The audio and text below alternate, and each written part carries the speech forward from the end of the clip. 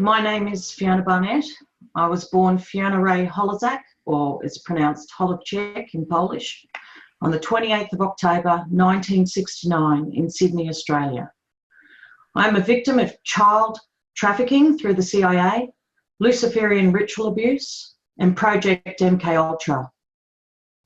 Child trafficking is run as a single integrated world operation. This operation is coordinated by the CIA in collaboration with British and Australian intelligence services. Retired NYPD Detective James Rothstein was appointed to the first US task force to investigate this child trafficking operation, which, he found, went all the way to the White House. Detective Rothstein found that the CIA were behind a blackmail operation in which child prostitutes were used to honey trap and compromise politicians, military brass, top businessmen, and key government officials. Rothstein, who arrested the key Watergate perpetrator, said Watergate solely concerned this human compromise racket and specifically was an attempt to obtain a list of compromised pedophile VIPs and their proclivities that was held at the Democratic National Headquarters. I personally spoke with Rothstein, who said he knew of an identical VIP pedophile ring that existed back here in Australia during that time, and that an Australian intelligence officer named Peter Osborne knew the details of this. The Australian wing of this child trafficking operation is coordinated by Asio, which is the Australian Security Intelligence Organisation. It's the Australian equivalent of the CIA. During the 1970s and 80s, Labor Party politician Kim Beazley Sr. headed Asio's child trafficking operation. Under Kim Beazley's administration, I was prostituted at age 6 years to a pedophile orgy at Parliament House in Canberra, where I was raped by then Prime Minister Gough Whitlam, Attorney General Lionel Murphy, and Governor General John Kerr. During the same excursion, future Prime Minister Bob Hawke raped me in a suburban backyard near Canberra, and former President Richard Nixon raped me in the back of a USA CIA military plane at Australia's main military airport, the one where Air Force One lands if it visits Australia. After this, I was child sex trafficked from Sydney Airport to California, USA, in a cargo plane. I was gassed and stuffed in a wooden crate like an animal. During this trip, I was raped by media founder Ted Turner at a pedophile party held at Disneyland, and I was trafficked to the annual summer camp at Bohemian Grove, attended by notable politicians, businessmen, and other VIPs. I was raped by Reverend Billy Graham in a pink bubble-themed cabin at Bohemian Grove. Billy Graham told me that his good buddy Richard Nixon had recommended me to him. At Bohemian Grove, I was one of a group of children dressed as teddy bears and hunted for sport by men in the forest to the theme song Teddy Bear's Picnic. I also witnessed the ritual murder of a woman by male guests dressed in black Luciferian robes. I will now lay the foundations for explaining the relationship between pedophilia, child trafficking, ritual abuse, mind control practices, and the CIA's Project MKUltra. I was handed over to the CIA Child Trafficking Network by my paternal grandparents, Helen and Peter Holozak, who resided at 14 McAllister Avenue, Engadine, a suburb located in the Sutherland Shire, south of Sydney. I was 15 years old when our family discovered that Peter Holozak was not my blood relative. This news was well received, since Peter Holozak was a sadistic pedophile who violently abused me from my earliest memory. Peter Holozak also abused my father and my brothers. My father, who has complex PTSD and is severely dissociative, once told my relatives, "Everything Fiona says about the Satanists is true, but we just don't tell her for her own good." Peter and Helen Holozak were amongst the large number of Slavic Nazi war criminals granted asylum by the Australian government through the International Refugee Organisation. The wave of Slavic Nazis offered asylum in Australia was documented in Mark Aaron's book, which is called War Criminals Welcome, Australia, a sanctuary for war criminals since 1945. During a 2001 episode of the television show Lateline, Mark Aaron explained, quote, "Most of the war criminals who settled in Australia were not Germans or Austrians. They were people from Central and Eastern Europe, from the Ukraine, the Baltic states, the Central European countries of Czechoslovakia, Croatia, and Serbia. These people had done deals with Western intelligence organisations. Having given them intelligence, were then secreted or allowed to go to third countries like Australia." The Simon Wiesenthal Centre has a classification system whereby they rate from A to F how cooperative a country is with the process of locating, investigating and trying Nazi war criminals. Australia is ranked F, the least cooperative. Numerous Nazi war criminals settled in an area south of Sydney which ran from the Sutherland Shire to Wollongong. These people worked and orgied together just as they had done back in Nazi Europe. They carried Slavic, Germanic or Anglicised versions of their former surnames. The Holozaks sought refuge from retaliation from the Allies for their collaboration with the Nazis. From when I was 6 years old, Peter Holozak bragged to me about killing Jews for a living in the Nazi death camp located in Lublin, Poland. Helen was pursued by the Russians for her role in the Gestapo. Her father spent 2 years in a Siberian work camp for refusing to disclose Helen's whereabouts to the Russians. Polish people tend to name things after literal life events.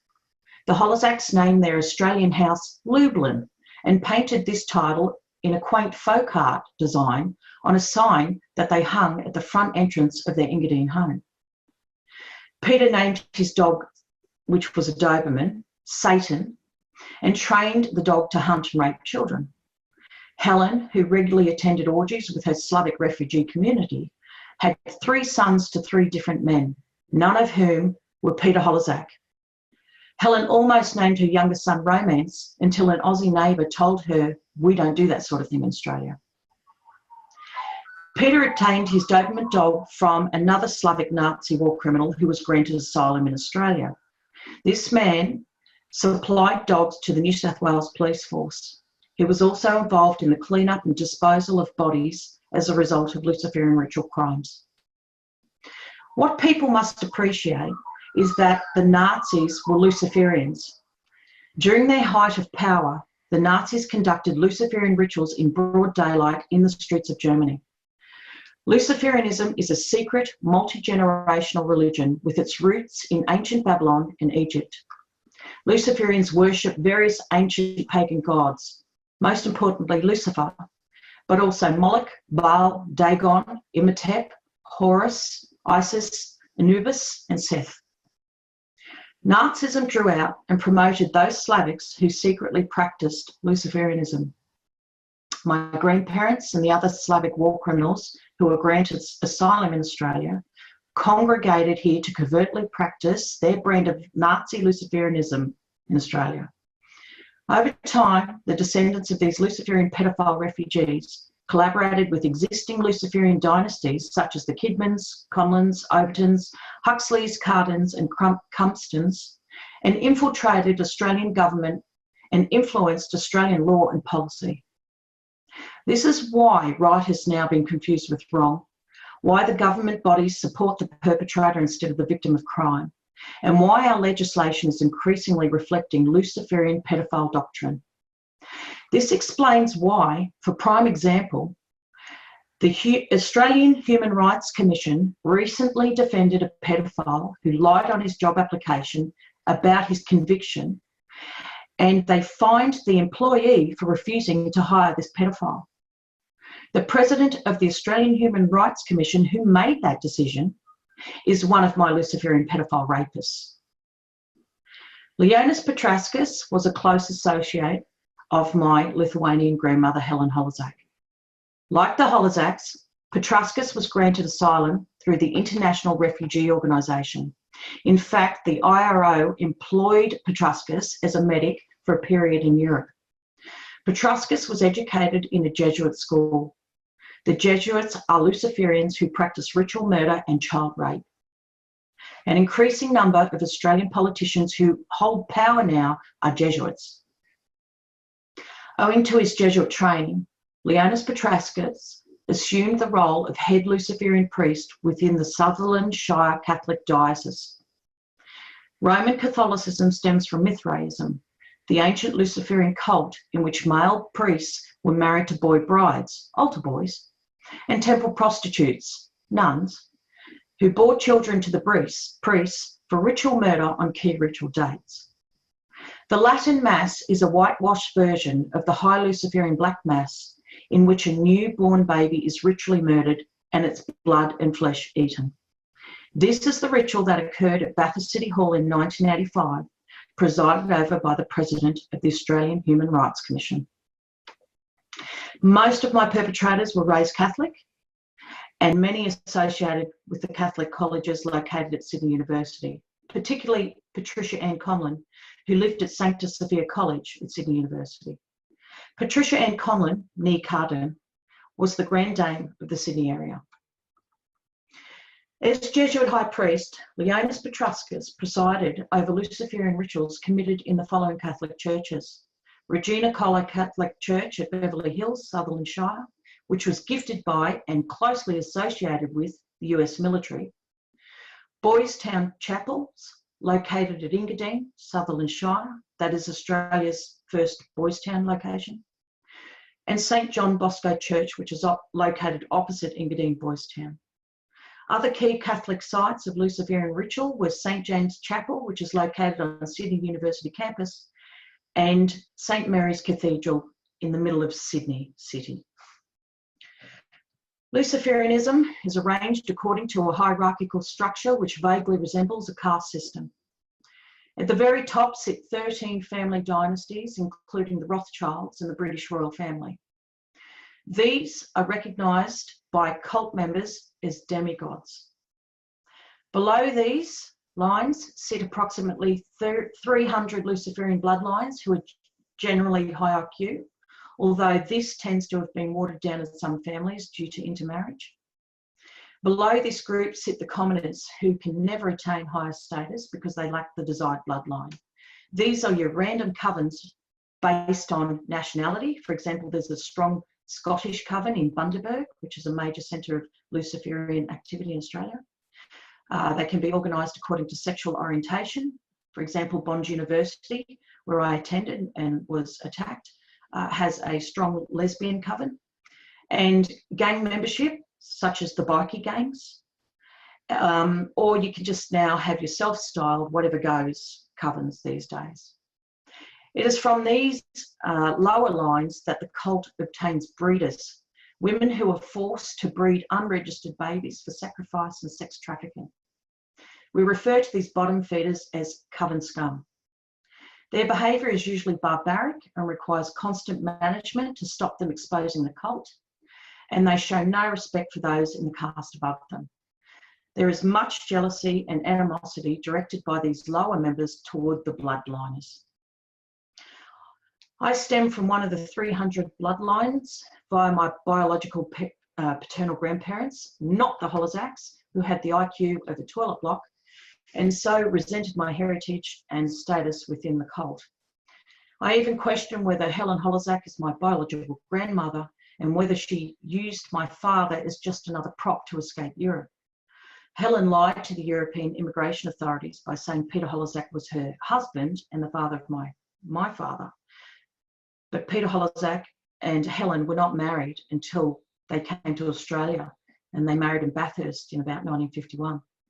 My real paternal grandfather was located in Jelenia Góra in Poland. I met him, and to my delight, he was everything Peter Holozak was not. He was highly intelligent, very attractive, and very personable, and extremely ethical. At age 14 years, Grand Dame Patricia Ann Conlon chose me to succeed her. With Sydney being the capital of Luciferianism in Australia, this effectively made Conlon the highest ranking female Luciferian in Australia. I was selected based on my Aryan appearance, IQ level, bloodline, flawless body, strength, skills, and teachability. Women with blonde or red hair were usually candidates, and this related to the appearance of the Aryans/Palladians that, as the history books well document, the Nazis aspired to. Bloodliners are encouraged to marry within their caste. The father of my children is of the Gardner Luciferian bloodline. He is the blood relative of the mother of the current king of who converted to Islam and changed her name. Therefore, my daughters are double targets of this Luciferian cult. I have striven to protect my kids from the cult's kidnapping and luring attempts. Cult members who serve in the New South Wales Police Force attempted to kidnap my 10-year-old child in 2015. My efforts to fight this resulted in the New South Wales Police personally apologising to my daughter and giving her a police show bag. Child rape, torture and murder are routinely practiced within Luciferianism for various reasons. One, these acts are established traditions thought to appease their god Lucifer.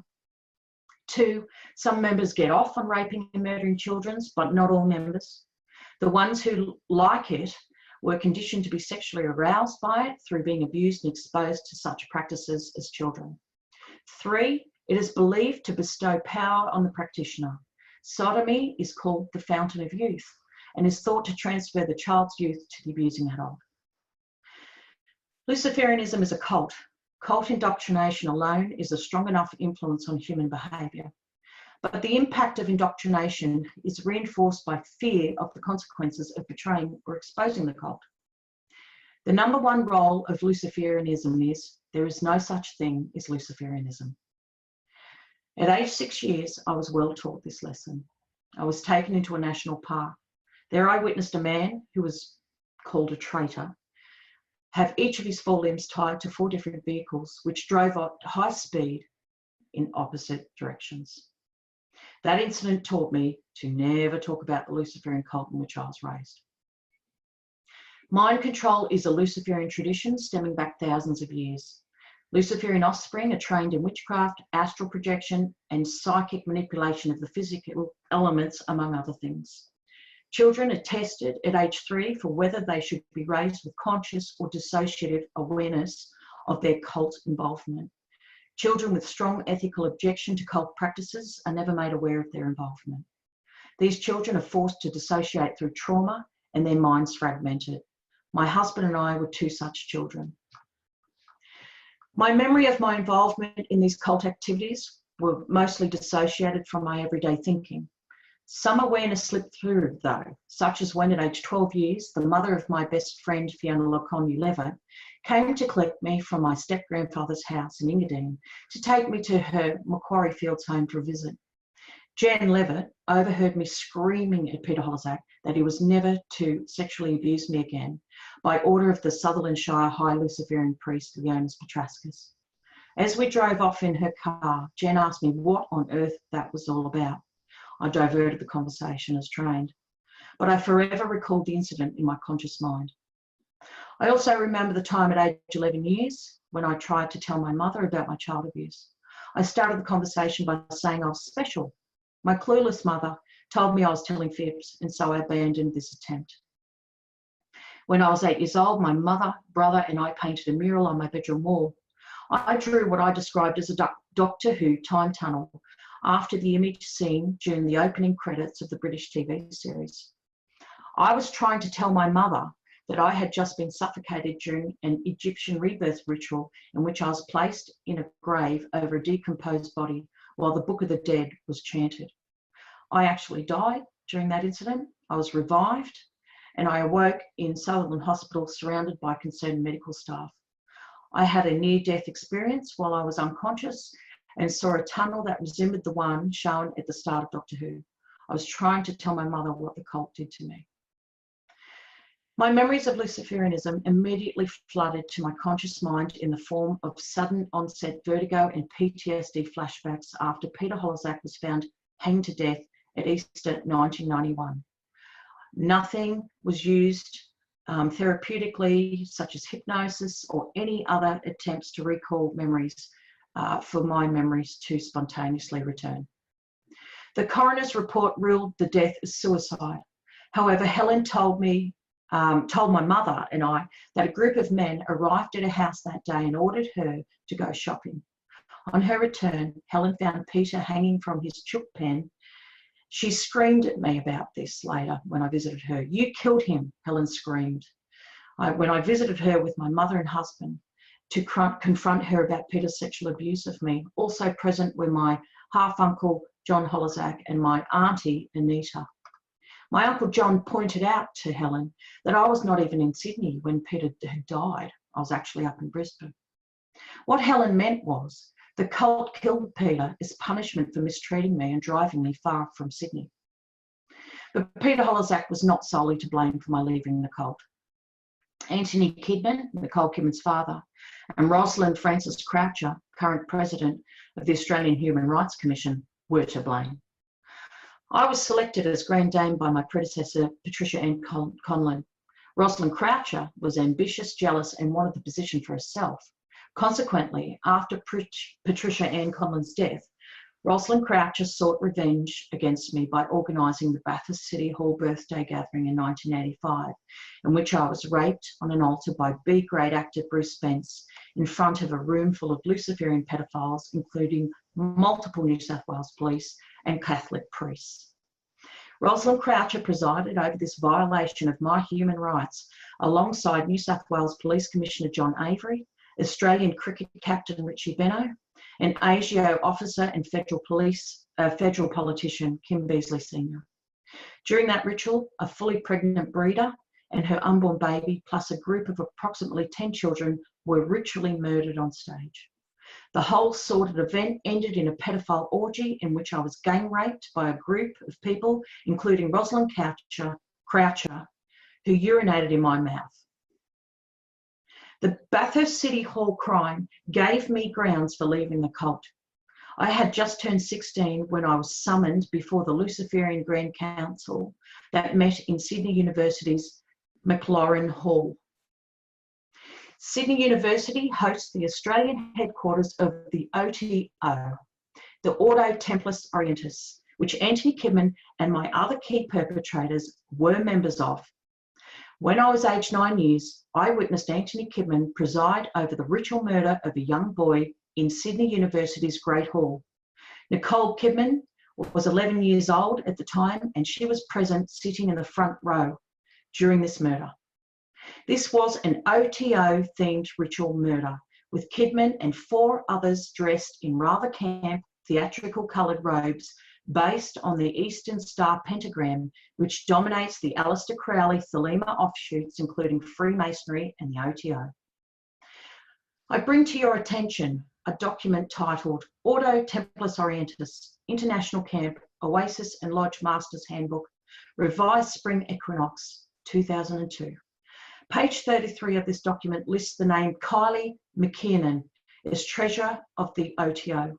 Kylie was in a senior administrative position within the ABC Broadcasting Network in 2015 when the ABC TV show Media Watch publicly attacked me to the horror of child abuse victims across the nation for speaking to a press conference about my child trafficking experiences.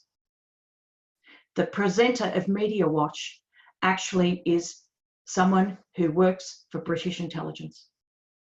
Page 22 of this handbook states, quote, "Don't sacrifice animals or perform any other actions or practices which might adversely affect the order's reputation or legal standing, including ... explicit sexual acts at official or public access events." Well, that's something you wouldn't read about in your local football club handbook. So why do the OTO feel it necessary to warn their members to not publicly perform ritual blood sacrifice? The Freemasons were also involved in my abuse. I was subjected to Luciferian pedophile rituals at various Masonic temples, including Anthony Kidman's home lodge at 317 Pacific Highway, North Sydney. My leaving the Sydney-based Luciferian cult left them in a pickle. A Grand Dame assumes the position by drawing in the dying breath of the previous Grand Dame. During my Grand Council hearing, Anthony Kidman warned me I would amount to nothing without the cult's background and without the cult's support. True to Kidman's word, my ability in and pursuit of every one of my interest areas has been thwarted by cult members to this day. I will give you an example. 20 years ago, I worked as a parole officer. I was appointed to Burleigh Heads Centre. A woman named Catherine Hand wanted the job of boss at Burleigh Heads office. So her mate, Rod, who was the Regional Director of Queensland Corrective Services, seconded the then current boss, named John, of Burleigh Heads office, against his will, to work at an office 1 hour's drive north of his Burleigh home. John had been boss of a fully functioning Burleigh Heads office for 20 years. Catherine Hand, who had a diploma in art and zero experience as a parole officer, was appointed to boss of Burleigh Heads office. Catherine Hand systematically bullied out the existing Burleigh staff and replaced them with young women. On one occasion, she pinned an 18-year-old parole officer named Chris up against the wall. She screamed at him that he was a fucking idiot, and she did this in front of the convicted criminals who were present in the office. Chris was a brilliant young employee who went on to work for the Federal Police. One day, Catherine Hand took me aside for a little chat. "Have you seen my ring?" she asked me. She showed off her ring, which was an Eastern Star pentagram. "This is my coven ring," she explained to me. "Every 2 years, the women in my coven meet up, no matter where we are in the world. Fiona, if you play your cards right, you will go far in management within corrective services." Catherine Hand informed me that a pottery lecturer from Queensland College of Art that she and I had both graduated from was also a member of her coven. Disgusted with Catherine Hand's mistreatment of existing staff, and I'd only been working there 3 months, I was one of the young blonde bimbos she'd employed, I declined her offer by saying, "Sorry, but I'm not management material." The following day, I lodged a formal complaint against Catherine Hand for her mistreatment of staff. Catherine then physically assaulted me by pinning me to a wall and sticking her face in mine. She gave me 10 minutes to vacate my desk. The Department of Corrective Services then sent me a letter to say that I had done nothing wrong, but that I was being let go because I'd been filling in for a woman on maternity leave. Well, this was the first I'd heard it. I lodged a complaint with WorkCover. The government then hired a private detective to harass and film me at taxpayers' expense. The second in charge of the Corrective Services Department told my barrister that she could, quote, "do whatever the fuck we like," end quote, to me. The latest workplace at which I was targeted by Luciferians was Bond University. I was undertaking a 2.5-year master's level forensic psychology degree. I was in my last 2 units of study. I had been very successful in my studies. My Bond University supervisor, Norm Barling, who himself was a former Bond University lecturer, contemptuously called my forensic psychology lecturers Katerina Fritzen and Rebecca Doley lesbian witches after these women lied to the Australian Health Board about me and so destroyed my psychology career, despite my excellent academic record. Their attack came after I rejected Katerina Fritz's sexual advances, which included 2 sexual assaults. After I objected in class to pro-pedophile lecture content, and after I exposed Bond University's cover-up of a child sex trafficking ring that involved the Queensland State Department of Children's Services, or DOCS as we called it. This ring was linked to a southeast Queensland DOCS pedophile ring that police raided in the year 2000. DOCS staff were intentionally placing foster children with pedophiles who were prostituting the children out. These child trafficking DOCS staff had passed working with children safety checks. My adherence to mandatory reporting legislation was supported by the head of the Queensland Children's Commission, despite university having withdrawn my complaint without consulting me. And this commissioner determined that there were indeed grounds for investigating my complaint. I was somewhat vindicated when Bond University forensic psychology and criminology lecturer Paul Wilson was convicted and imprisoned in 2016 for pedophilia. Paul Wilson published pro-pedophilia articles on the Bond University website in which he claimed children were willing participants in pedophilia and not harmed by it. In the late 1980s, Paul Wilson organised a pro-pedophilia conference at the University of Queensland, and in class he accidentally showed the end of a kiddie porn snuff film. Paul Wilson's wife, Robin Lincoln, also a Bond University lecturer, was on the advisory board of Bravehearts, a fake child abuse victim advocacy group which targets victims of VIP child abuse for silencing. For example, see the biography of Sarah Monahan, the child TV star who was sexually abused by actor Robert Hughes on the set of Hey Dad TV show. Bravehearts tried to destroy Sarah's case.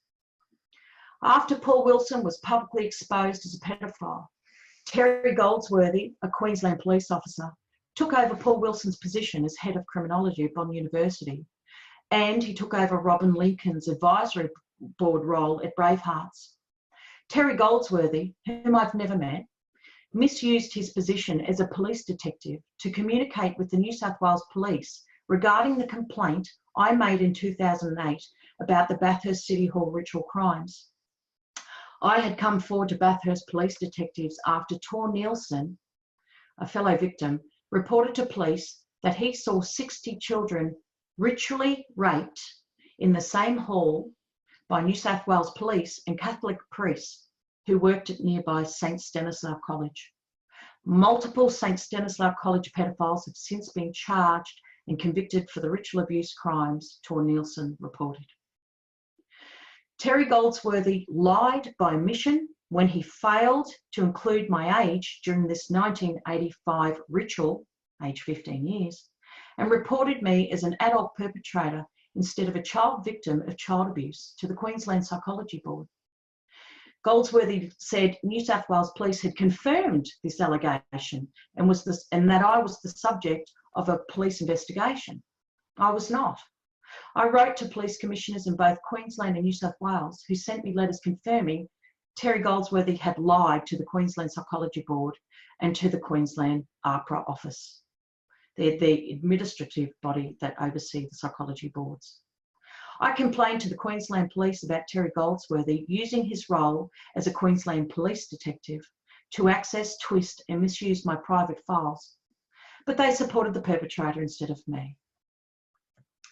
Bond University's criminal behaviour was the final straw which prompted me to go public about my child abuse. The corrupt Queensland Psychology Board support of UK sexual predator Katarina Fritzen's false and vexatious notification against me prompted me to lodge my own complaint against Sydney registered psychologist Anthony Kidman to the New South Wales Psychology Board and the New South Wales APRA office. Anthony Kidman was dead within weeks of my notification against him. His personal security team informed Sydney paparazzi that Anthony Kidman was placed on immediate suicide watch following my notification against him. You see, I was not the first to complain to the health board about Anthony Kidman. I have since been contacted by other Anthony Kidman victims of rape, torture and unethical hypnosis. Many of these victims were child sex trafficked through Hillsong Church. I found a strong link between Anthony Kidman and Hillsong Church.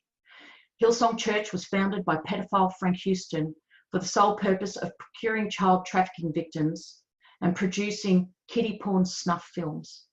Hillsong ritually abused children.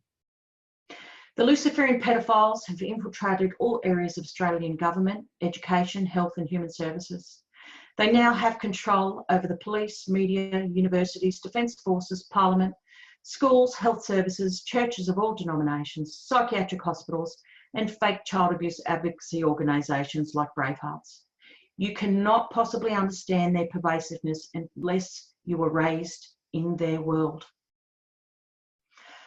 I will now explain the link between Luciferianism and the CIA's Project MKUltra, demonstrate the existence of Project MKUltra in Australia, and identify key MKUltra perpetrators and MKUltra abuse locations. MKUltra sub-projects were conducted in most Australian hospitals, universities and research facilities throughout the 1960s, 70s and 80s. MKUltra's presence in Australia stemmed from a 1951 security military agreement between our country and the USA. This agreement led to the establishment of the Australian Atomic Energy Commission in 1952 and the construction by the same US company of 2 multi-storey underground CIA research facilities, one at Lucas Heights in 1958 and one at Pine Gap in 1967. Pine Gap served as the endpoint for all data collected over Australia. Sydney University was the centre of Australian MKUltra research. MKUltra university-based research was kicked off in Australia by CIA psychiatrist and hypnosis expert Martin Orne. In 1960, Martin Orne conducted MKUltra sub-project 84 under the title Attitude Formation Decision Matrices at Sydney University during a 2-month lectureship. Sub-project 84 was funded by the US Air Force Office of Scientific Research under grant number AF-AFOSR-88-63. A further $30,000 was provided by the Human Ecology Fund to study the nature of hypnosis process as it may relate to induction of a changed motivational state. Martin Orne's visit to Sydney University was sponsored by UCEFA, which is the United States Educational Foundation in Australia, and the Australian branch of the Fulbright Scholarship and Lectureship Program. The Fulbright program was a CIA scheme for recruiting and training MKUltra scientists and spreading MKUltra know-how. Months prior to his Sydney University visit, Orne presented a paper entitled Antisocial Behaviour and Hypnosis at Colgate University at the invitation of psychology professor George Estabrooks. A hypnosis expert and self-confessed CIA operative, George Estabrooks once boasted, quote, "The key to creating an effective spy or assassin rests in splitting a man's personality or creating multiple personality with the aid of hypnotism. This is not science fiction. I have done it," end quote. Sub-Project 84 aimed at determining whether hypnotised people would commit dangerous and harmful acts they wouldn't otherwise. The resultant article, entitled Social Control in the Psychology Experiment, Antisocial Behaviour and Hypnosis, was co-authored by Orne and Frederick Devons, a Sydney University psychology student. Their article, published in the Journal of Personality and Social Psychology, 1965, Volume 1, pages 189 to 200, featured the following abstract, quote, "Rowland and Young found that hypnotised subjects were willing to carry out such apparently antisocial actions as grasping a dangerous reptile, plunging their hand into concentrated acid, and throwing the acid at an assistant," end quote. This publication also notes, quote, "We wish to thank A.G. Hammer, then acting head of the Department of Psychology at Sydney University, for his cooperation with the use of departmental facilities," end quote. Beginning with Sub-Project 84, the University of Sydney became a major centre for MKUltra hypnosis research during the early 60s. Psychology professor John Sutcliffe led a research group that included fellow psychology professor Alfred Gordon Hammer and psychology students Frederick Evans, Peter Sheehan, Campbell Perry, and Wendy Walker. These researchers all went on to make significant contributions to MKUltra hypnosis research. Most of them also went on to serve on the False Memory Foundation Board, a CIA entity founded by MKUltra perpetrators and pedophiles to discredit the victims' accounts of CIA child trafficking, ritual abuse, and MKUltra mind control. In November 1962, John Sutcliffe published an article entitled Personal Identity, Multiple Personality, and Hypnosis. He published this in the International Journal of Clinical and Experimental Hypnosis, Volume 10, 4, pages 231 to 69. Sutcliffe's study considered whether multiple personality disorder stems from hypnotic suggestion, and if, quote, degrees of proneness to multiple personality are predictive of degrees of hypnotizability, end quote. MKUltra mind control involved using unethical hypnosis to dissociate the mind and result in multiple personality disorder, or what is now called DID, dissociative identity disorder. In 1963, Frederick Evans was granted a CIA Fulbright scholarship to continue hypnosis research with Martin Orne at Harvard University. In 1966, Evans and Orne assumed positions at the University of Pennsylvania when it was a hive of MKUltra hypnosis experimentation. Students Peter Sheehan and Campbell Perry joined them. Hammer likewise spent 2 sabbaticals in Martin Orne's USA laboratories during the 60s and 70s. In 1961, Wendy Thorne received a postgraduate research scholarship at ANU for studies on the placebo effect after completing her thesis in 1960 at Sydney University on post-hypnotic amnesia. In the same year, she presented a paper to the Australian Psychology Society on hypnosis and suggestibility.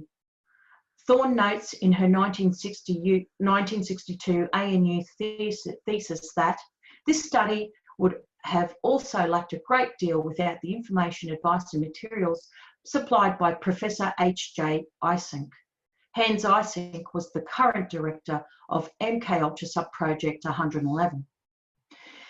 In 1963-4, Wendy Thorne was involved in hypnosis research with MKUltra Subproject 84, Dr. Frederick Evans. She was currently receiving CIA funding via the Studies in Hypnosis project that was directed by Martin Orne. Frederick Evans received a Fulbright scholarship to work with Martin Orne at Harvard in 1963. Wendy Thorne later continued to work with Frederick Evans and Hans Eysenck. During the 1950s and 1960s, most leading Australian universities had professors and students in the CIA's MKUltra program, including Australian National University, ANU, La Trobe, and the University of Western Australia. Most chairs of the Australian Psychological Society, the APS, the body that certifies our psychologists, were involved in unethical MKUltra research. These people included Hammer, who chaired the APS in the 60s when MKUltra began, and Bonn University's first professor of psychology, Bob Montgomery, who conducted unethical experiments at La Trobe University in Melbourne in the 1970s, which left participants permanently traumatised. La Trobe University lecturer Gary Dorset wrote an article entitled Boiled Lollies and Band-Aids, Gay Men and Kids in Gay Information Quarterly Journal in spring 1982 edition, in which he advocated for the legalisation of pedophilia. You will always find a link between MKUltra perpetrators and pedophilia. Bob Montgomery also lectured at the ANU.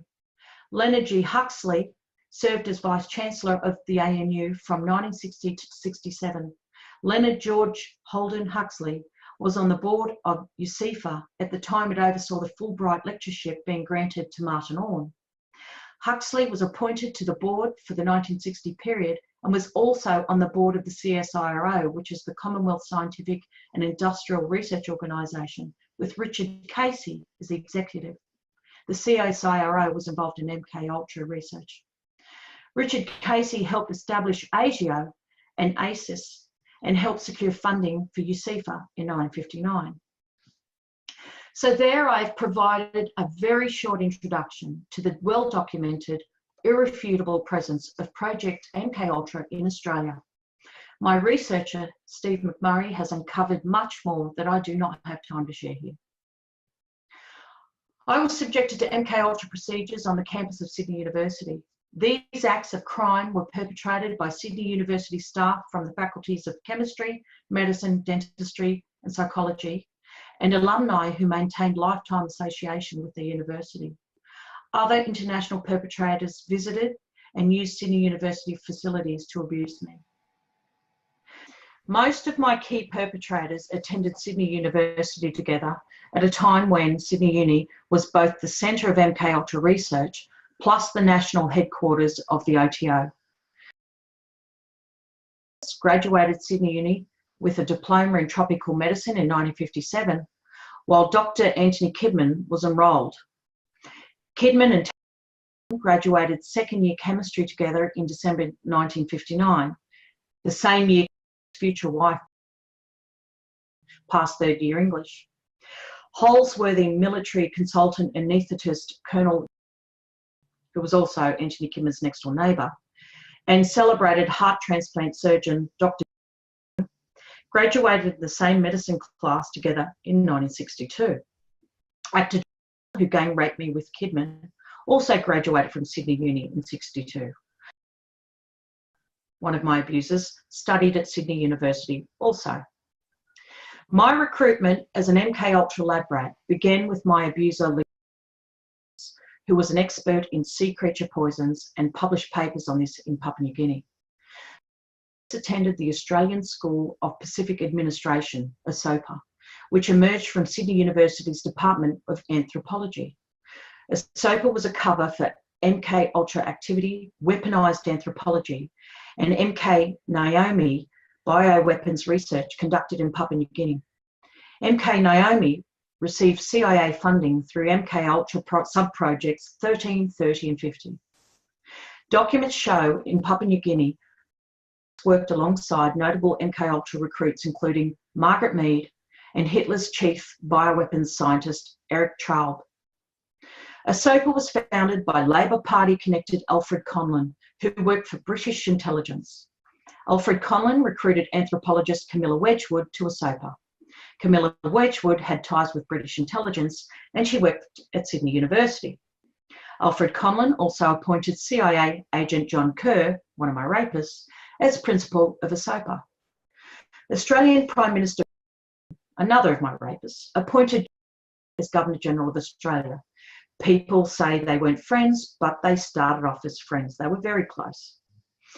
After Whitlam threatened to expose Australia's CIA agents and shut down the CIA underground facility at Pine Gap, the CIA orchestrated a coup against Whitlam. The CIA employed their men to enact archaic legislation to dismiss Whitlam on behalf of the British monarchy. Another of my rapists, who also worked for the CIA, he played a role in ousting Whitlam. Whitlam was forced into compliance since the CIA had him compromised as a pedophile. Alfred Conlon's son, Telford, not only studied with Anthony Kidman at Sydney University, but they later published research papers together. Telford Conlon married Patricia Ann Carden. Patricia Ann Conlon's National Archive file is currently sealed for reasons of national security. This indicates Patricia Ann Conlon's association with intelligence agencies and her role in the CIA's Project MKUltra. As Luciferian Grand Dame, Patricia Ann Conlon's role was to supervise the selection and training of children. This training included esoteric knowledge and skills and employed trauma-based mind control techniques. Patricia Ann Conlon easily transitioned to work for the CIA, where she assisted in the selection and training of MKUltra child victims. Patricia Ann Conlon was publicly recognised as a pioneering feminist and communist who worked for Labor Party pedophile Neville Wran.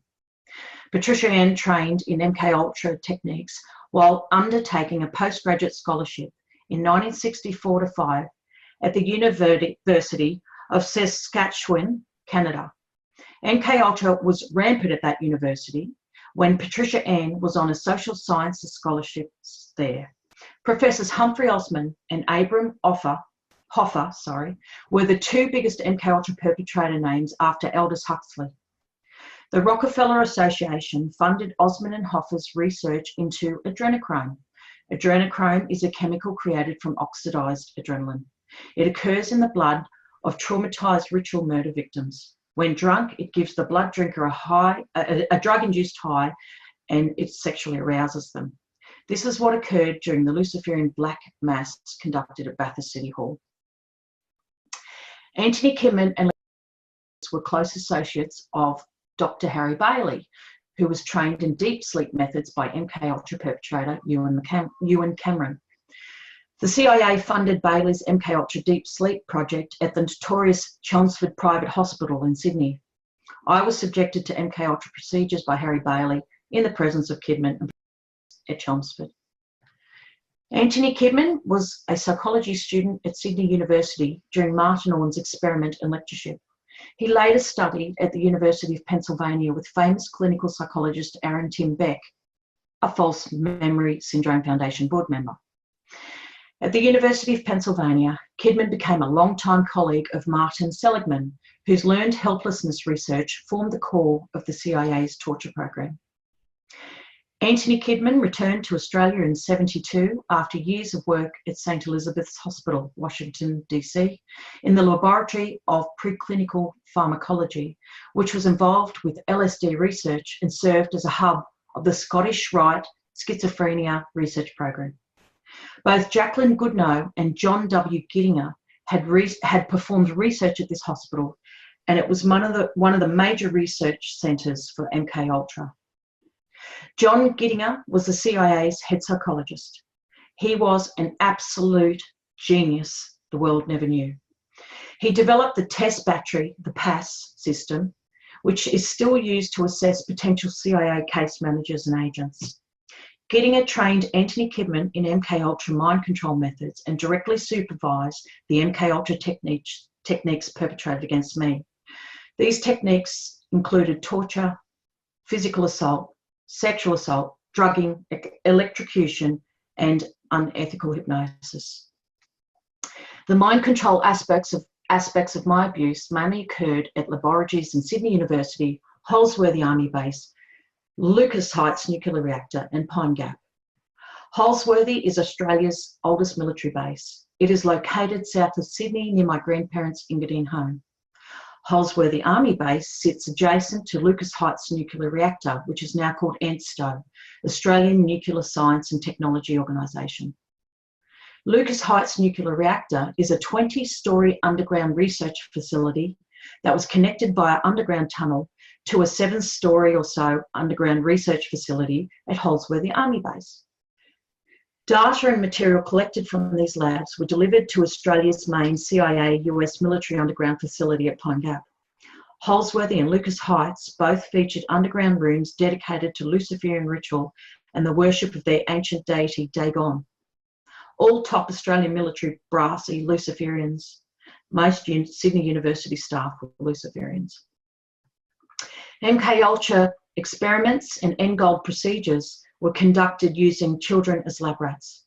These child victims were sourced from Luciferian covens, various cults, boys' town homes, Derrick Boys Home, government and church-run juvenile detention centres, child protective services, foster care, police lockup, Catholic churches, child prostitution brothels, blackmailed pedophile parents, and Hillsong Church that was founded by New Zealand pedophile Frank Houston. Some children were kidnapped off the streets. Other children were specifically bred to serve as human lab rats, their births not registered. Children were imprisoned in cages beneath Holsworthy and never saw daylight. Children were tortured, raped and murdered in the name of national security with the full knowledge and blessing of the Australian and United States governments.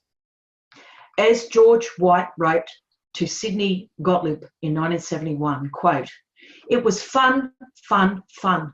Where else could a red-blooded American boy lie, kill, cheat, steal, rape and pillage with the sanction and blessing of the All-Highest?" End quote. There were two main categories of CIA child trafficking victims. One, those considered dispensable and destined for murder, and two, those deemed useful on a long-term basis, which was a fate worse than death. I was in the latter group. At age 5 years, I was presented before a panel in the lounge room of Leonis Petraskis's Engadine home. This panel included John Gittinger, Anthony Kidman, and Grand Dame Patricia Ann Conlon. There, Gittinger asked me if I liked to be special. I said yes, and he laughed and said, "We'll make you special." Immediately afterwards, Gittinger subjected me to a battery of tests at Holsworthy, including a full physical exam, endurance testing, IQ testing, and multiple brain scans. Gittinger then accepted me into the MKUltra program based on my high IQ, creativity, physical strength and endurance, blue-eyed blonde features, bloodline, and intuition. John Gittinger particularly sought my visual spatial cognitive ability, or right hemispheric strength. The Nazis recognised Luciferian-based esoteric knowledge and techniques as a power source that they sought to weaponise. That is why they travelled the globe collecting esoteric knowledge and techniques from the pedophile Dalai Lama and other Nazi collaborators. The end goal of MKUltra was to create super soldiers. They used child soldiers for this purpose. I was one of those children recruited into Delta Special Operations. Delta Force is comprised of MKUltra victims. I recently spoke with a former member of Delta Special Ops, and I asked him about what I recalled. I picked his brain. He told me at the start he'd only heard rumours of a super soldier program with children being employed as soldiers, you know, and that they were trying to keep up with the Russians, but that, you know, everything went dark about this after a while. He said he saw nothing himself, but as I pressed for info, this ex-soldier started to dissociate, became indecipherable, and began stuttering out references to MKUltra programming cues that I recognised. So I'd say all Delta Special Ops soldiers have dissociated from their knowledge of the CIA super soldier program involving children. I knew this through getting up as the Jason Project. I was put through full military training at age 6 years and assigned to a small unit of all male soldiers. My basic soldier training was supervised by Colonel Victor Chang at Holsworthy Army Base. Chang was a CIA asset with training in brainwashing and torture techniques. The Australian public knew Chang as a famous heart transplant surgeon who was gunned down in a gutter in a manner befitting his true criminal nature. Chang's assassination was rumoured by mainstream Australian media to be connected with black market organ trafficking. My training was completed in the USA at age 14 years by Lieutenant Colonel Michael Aquino in a special laboratory established at Dulcie Underground Base. Delta training included the weaponisation of psychic ability or psychic warfare training. During the 1950s, the CIA funded John Lilly's development of the sensory deprivation tank and his research into brainwaves and altered states of consciousness. In his book entitled Programming and Metaprogramming in the Human Biocomputer, Lilly explained how children can be programmed MKUltra fashion using LSD and his sensory deprivation tank. Indeed, the most fundamental MKUltra programming levels, that is alpha, beta, delta, omega, and theta, are laid via LSD trips in a sensory deprivation tank. The brain naturally splits into 5 dissociative states, which is why there are 5 basic compartments. My 5 basic splits were organised according to an Eastern Star pentagram shape, with a gatekeeper placed in the pentagon, which sat in the middle of 5 doors. During the 1950s, the CIA simultaneously funded Robert Monroe's development of what is called the Gateway Experience, or hemispheric synchronization. This is commonly known as astral projection. Newspapers and Army documents record that the US Army sent soldiers to Monroe for training in the Gateway process. In the UK, standard military police training 25 years ago consisted of remote viewing or astral projection, which enabled MPs to patrol UK bases located in foreign territories just by lying in a bed. I bring your attention to a US military document approved for release by the CIA in 2010. The document, dated 9th of June 1983, is addressed to the commander of US Army Operational Group at Fort Meade by Lieutenant Colonel Wayne M. McDonnell. The subject heading reads, Analysis and Assessment of Gateway Process. This document describes the physics behind interdimensional astral projection as engaged in by the US military. I bring your attention to a January 14, 1953 memo entitled Interrogation Techniques. This states, quote, if the services of Major Louis J. West, United States Air Force, MC, a trained hypnotist, can be obtained and another man well-grounded in conventional psychological interrogation and polygraph techniques, and the services of Lieutenant Colonel Deleted, a well-balanced interrogation research centre could be established in an especially selected location. Major Louis J. West coordinated MKUltra experiments at UCLA. Documented in mainstream newspapers and magazines, including Psychology Today, these experiments involved behavioural conditioning of autistic children using cattle prods, physical violence, and electrocution via an electrified metal floor. West hired Ivar Levas to conduct the experiments, who in turn regularly consulted the father of operant conditioning, B.F. Skinner. I know the names of the two men whose names are not included in the above document. They were John Gittinger and Lieutenant Colonel Michael Aquino. I know the location of the research centre. It was built at the underground military base located near Dulce, New Mexico. A circa 1956 untitled document describes the research centre or laboratory which the CIA constructed at Dulce. Quote, "This laboratory will include a special chamber in which all psychologically significant aspects of the environment can be controlled. This chamber will contain, among other things, a broad spectrum polygraph for simultaneous recordings of a variety of psychophysiological reactions of the individual being studied. In this setting, the various hypnotic, pharmacologic, and sensory environmental variables will be manipulated in a controlled fashion, and quantitative continuous recordings of the reactions of the experimental subjects will be made." The chamber at Dulce was an upright version of John C. Lilly's sensory deprivation tank.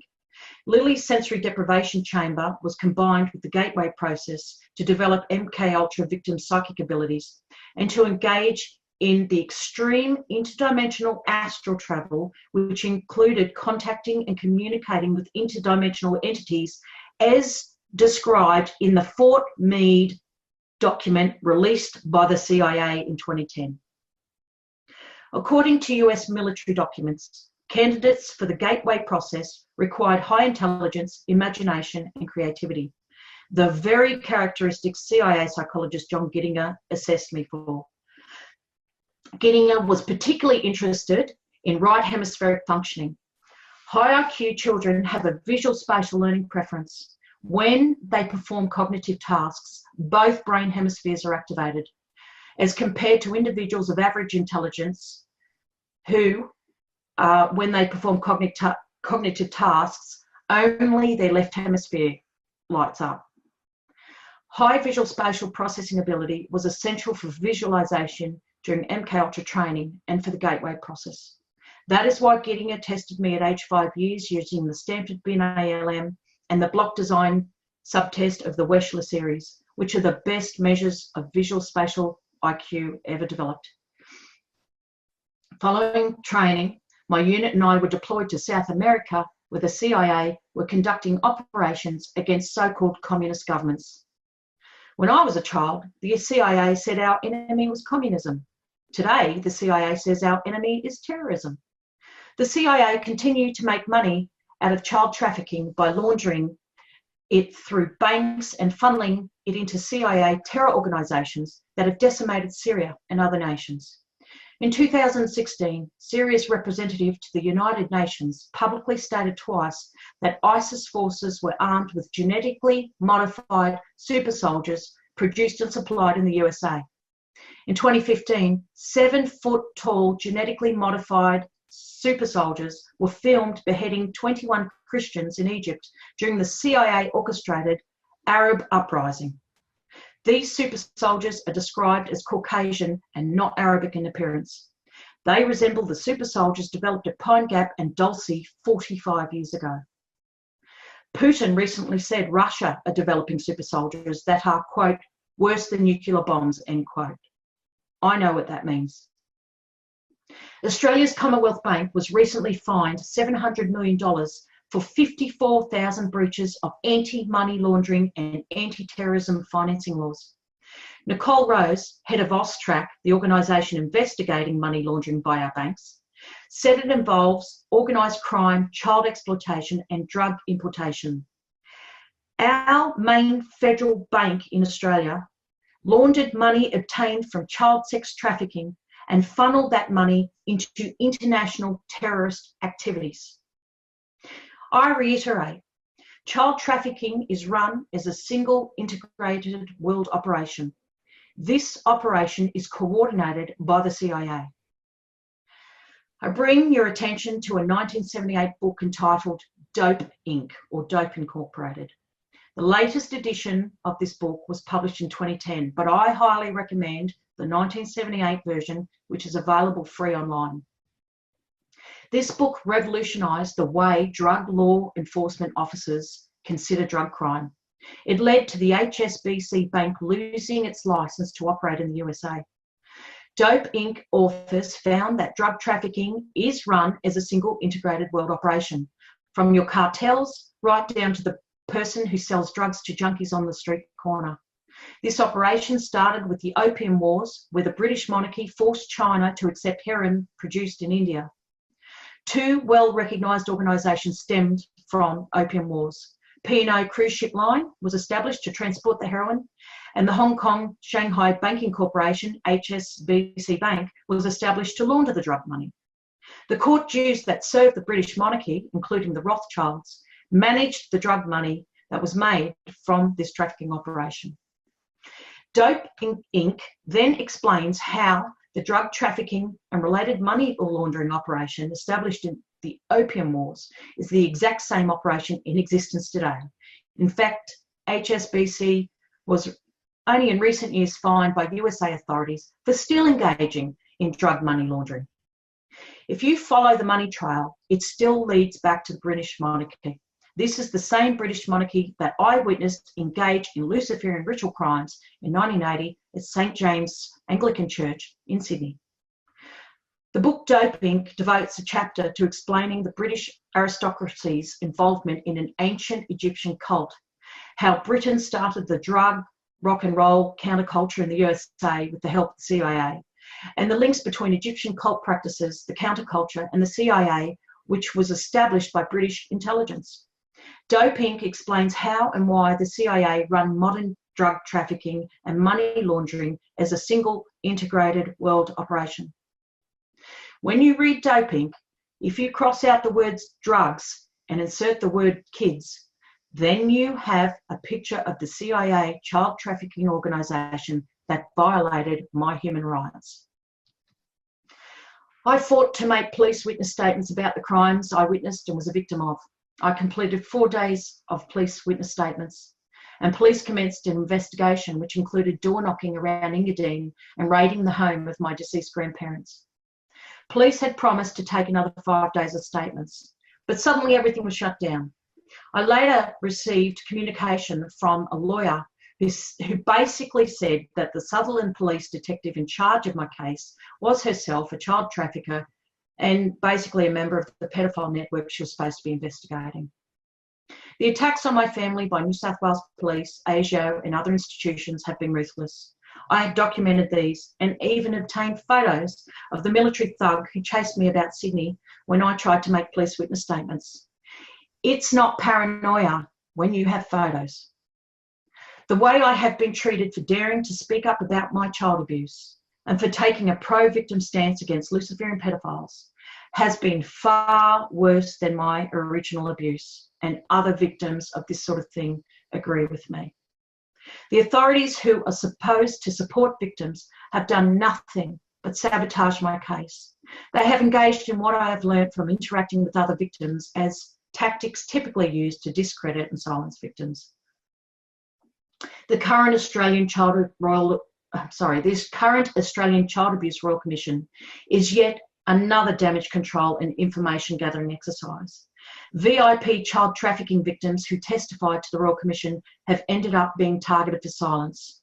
The one thing the current Child Abuse Royal Commission omits from any of its writings, publications, anything, is the involvement of VIP pedophiles.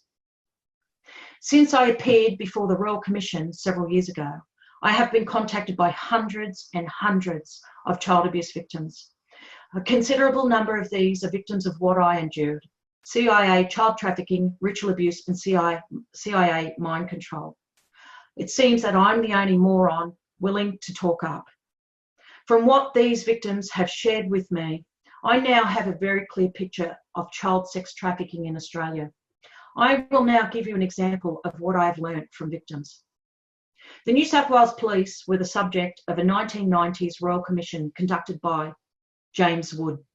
This investigation stemmed from allegations of child sex trafficking in Sydney involving the same Luciferians and pedophiles who trafficked and abused me. The Wood Royal Commission was a total whitewash.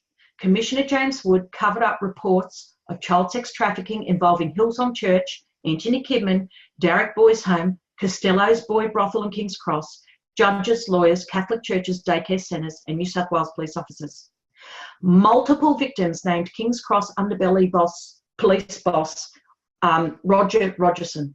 Rogerson was responsible for the murder of Sally Ann Huckstep, who died after she wrote a story on child prostitution at King's Cross for a porn magazine, in the days when porn magazines published pedophilia material. The clean police officer who refused to report Sally Ann's murder as suicide had his career destroyed and life threatened by New South Wales police after he testified to the Royal Commission against his corrupt colleagues. That police officer is still in hiding in a state of trauma. Roger Rogerson was never brought to justice by Justice James Wood. In 2016, Roger Rogerson was imprisoned for a 2014 murder. Another notable perpetrator named to the Wood Royal Commission was Bob Carr. Bob Carr served as an ABC journalist, Premier of New South Wales, and then Minister for Foreign Affairs in the Australian Federal Government. In 2012, Bob Carr and Kim Beazley Jr., the son of Asio agent Kim Beazley Sr., who trafficked me to Bohemian Grove, attended Bohemian Grove pedophile camp at Australian taxpayers' expense. Commissioner James Wood covered up all reports of VIP child sex trafficking, ritual abuse and mind control. This is not surprising, considering James Wood was named by victim Dean Henry and others to the current Federal Child Abuse Royal Commission as a member of the very pedophile ring he was employed to investigate. I will now mention the two most abhorrent and famous criminal cases in Australian history. One is the backpacker murders committed by serial killer Ivan Milat. The other is the murder of a beautiful young nurse named Anita Cobby. Anita Cobby's murder was committed by a gang of young men, including Les Murphy. Ivan Milat murdered victims in the Luciferian ritual manner. So did Les Murphy. The details of both murders have not been released to the public. I discovered what was done to Anita Cobby through two people who read her case file, a lawyer who worked on a case and a prison guard who read Les Murphy's file. What the public were never told is that Les Murphy and his killer gang made deep lacerations in Anita Cobby's body and had sex with those wounds. That sort of crime can only be learnt, and it is the sort of crime taught to child victims of ritual abuse. Both Ivan Milat and Les Murphy were abused and taught to commit Luciferian-style rape, torture and murder during their incarceration at boys' homes. Les Murphy attended Darrick Boys Home, where boys were prostituted by staff to VIP pedophiles and used for MK Ultra experiments, including Subproject 74, the psychological effects of circumcision. I saw the botched circumcision of one Darrick victim who had his penis cut off make international mainstream news headlines. Darrick's use as a source of MK Ultra child lab rats explains why many victims' files were destroyed. Ivan Milat attended Engadine Boys Home when he was 13, and that is where my father, brothers and I were abused, and where victims were recruited for MK Ultra experiments and Luciferian sacrifices. Ivan Milat was in the Luciferian cult that abused me, and the Milats associated with the Holozaks. Ivan Milat sought victims to be used in Luciferian rituals. Ivan Milat procured boy victims for abuse by VIP pedophiles at Costello's Boy Brothel. Les Murphy worked behind the bar at Costello's Boy Brothel when he was only 16 years old. Also, regarding Ivan Milat, he was a close associate of the dog breeder who bred dogs for New South Wales police and whose job it was to clean up after bodies were ritually murdered. So my final point is this. All major crime within Australia stems from the single integrated world trafficking operation that I've described. If you disband this operation, you will virtually eliminate the trafficking of children, drugs, and guns in our society, and perhaps worldwide. That is my statement. It's shocking. I mean, it's almost 2 in the morning now. and Fiona managed to keep me awake.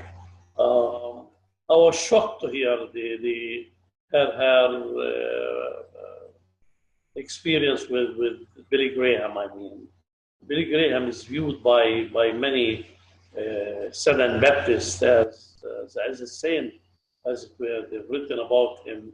And when Fiona speaks of a personal experience, I'm a bit concerned about her safety. It's a matter of real concern, even for someone like me to listen to the story. I will not keep it to myself. I wanted also to ask Fiona, what really caused her to withdraw from all this demonic kind of life?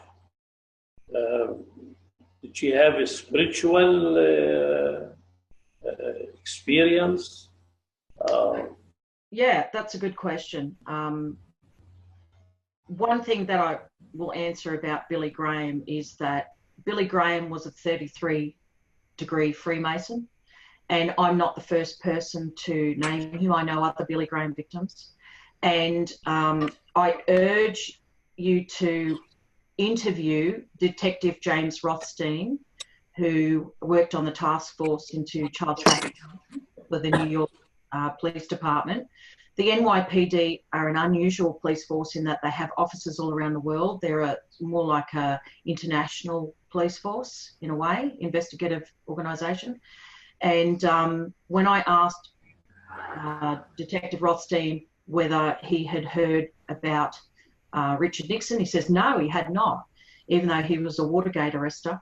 I said, had you heard about Billy Graham being a paedophile? He says, oh yes, ma'am. He says, yes, lots of stories about him. So that's he's a well-known rampant paedophile. In terms of, is my life at risk? Absolutely. There's been multiple attempts to take me out. The way they like to do it is, if they can't physically get me, which they have tried that, it becomes more difficult for them as I'm high profile. So they want to discredit me. So what they try and do is try and set up people to sue me. There's been a lot of attempts to sue me. And that way they can drag me into a court. Now, in terms of spiritual beliefs, and this is the real reason I'm alive, is because I became a Christian when I was 15. I was raised atheist. My parents left the Catholic Church when they both were about 14 years of age, against the, better wishes of their families. And so I was raised atheist. In fact, I was told to hate God by my father, who thought all pedophiles all priests were pedophiles. So I believed in God for as long as I could remember, and I used to talk to my parents about God. And I think it's because what happens with these victims of abuse, children such as the ones underneath Holsworthy, who I was caged up with when I was 6 and made to bond with them, and then Colonel Chan murdered them all as a trauma incident to, get my mind control under check. These kids, when I was caged up with them, told me about the light man, and were sitting there because I was telling them about the world, and they'd never seen the grass, they'd never been outdoors. And the one thing that will upset me is those children, and that's the only time I'll get upset. Anyway, they, we've heard about these things. I was describing what it was like to go in water and swimming in the ocean. Yeah, we heard these. Yes. The light man told us this. I said, well, what light man? And the light man, and they described him. I said, oh yeah, I know him, Jesus. And so children in this situation, I want you to know that the one source of comfort they have is they're visited by angels and by Jesus Christ himself. And I've got to say that I've had Jesus Christ appear mid-ritual when I was 15, and everyone hit the deck. They're in their robes, and it was underneath one of the churches in the like the dungeon, where they always have an altar underneath the main altar upstairs. And everyone freaked out and were clawing through the ground. And later on, when I had to go before the Grand Council, talking about why I was leaving, not only did I mention Bathurst City Council, City Hall, what was done to me there, which was humiliating, and it was not what you're supposed to do once someone had become Grand Dame, and Rosalind Croucher planned that. Not only that, but I mentioned this incident that occurred around, I think it was not long after that, where Jesus, I mean, I'm sure it was Jesus, just this white light filled up in the room mid-ritual, and I legged it down the street. I left. I heard a voice saying, "Fiona, did you choose to be in this?" You know, and I said, "No, help me." And I ran, and that's the last ritual I ever attended. And I ran down the street fully robed, and I ran into a Christian's house. Now, I knew they were Christians because we called them lights. And we used to have meetings. I used to sit in on meetings where they would plan, oh, how are we going to get rid of these lights? They're interfering with, you know, with our work, because where there were genuine Christians who actually prayed, and you don't get many of them, the Luciferians couldn't work their magic. They couldn't, their curses, hex spells had no power. Anyway, I ran straight into the lounge room at this couple's home, and they were watching telly, and I ran in and I just said, "Pray." I'm fully robed, and I said, "Just pray." And they did. And I got out after that. And when I had to go before the Grand Council after that, and give reasons as to why I was leaving, that's one of the things I quoted. I said, "Hey, you told me, first of all, you weren't supposed to treat me like that at the Bathurst City Hall." I said, "The second thing is, you told me that your gods were all powerful, all knowing, all present, blah, blah, blah, you know." I said, "Well, who's that dude that turned up? You know, who was that down there underneath the church?" And they all went silent. They couldn't answer it. And I said, "Yeah, well, till you got an answer, I'm out of here," you know. And those were my grounds for leaving. And forever, I mean, in the name of Jesus Christ, you have power over their source of power. Like, people, if they want to know, do these spiritual entities that CERN, Hadron Collider are making contact with, and the whole reason for CERN, do they, you know, if people question it, just, you know, have they ever been to a seance that actually worked? Have they played with a Ouija board and had it work? Because this stuff works, and a lot of people know it works. They've dabbled in witchcraft, but there's a power greater than that. And I decided to embrace that source, which was Jesus Christ, the only Son of God. And thank you. I'm here. Thank you, Fiona. Thank you. I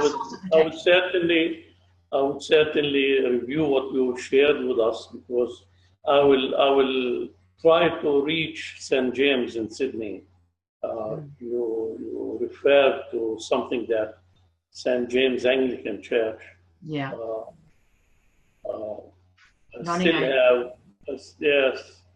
Still have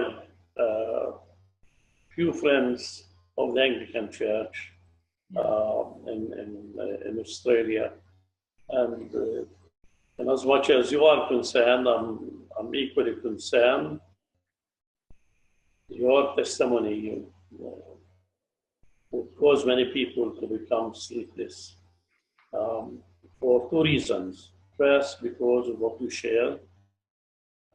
As for me, because of the fact, regardless of how much one wants to help to bring this to light, to challenge the authorities, those who are behind trafficking and child sex abuse,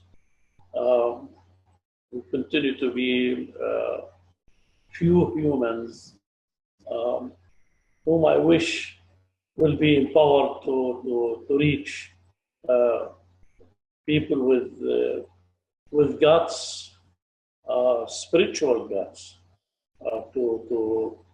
to see to it that what you've gone through will not be the experience of others, not least those people whom you mentioned in Syria and places like Iraq, the many children who are now being trafficked and who have been abused over the last 5-6 years.